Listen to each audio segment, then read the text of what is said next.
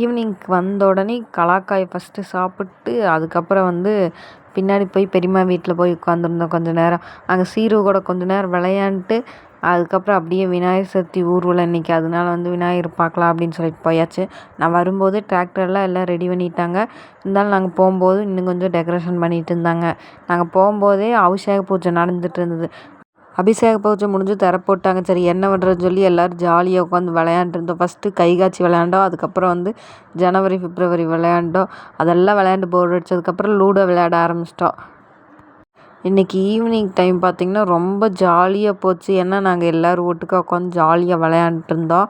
விளையாடுற கேப்பில் இடையில விநாயகரையும் எடுத்து வச்சுட்டு இருந்தாங்க. அதையும் பார்த்துட்டு அப்படியே கேம் விளையாண்டுருந்தோம். அதுக்கப்புறம் சாமிக்கு அலங்காரம் பண்ணி ஓப்பன் பண்ணிட்டாங்க. சாமியோட அலங்காரம் இன்றைக்கி சூப்பராக இருந்தது விநாயகருக்கு. அதுக்கப்புறம் சாப்பாடு கொடுத்தாங்க. சாமி கும்பிட்டு சாப்பாடு வாங்கி சாப்பிட்டு மறுபடியும் கேமை தொடர்ந்து விளையாண்டுட்டே தான் இருந்தோம். அதுக்குள்ளே விநாயகர் கிளம்பிட்டார். விநாயகரையும் பார்த்துட்டு கேம் விளையாண்டுருந்தோம்.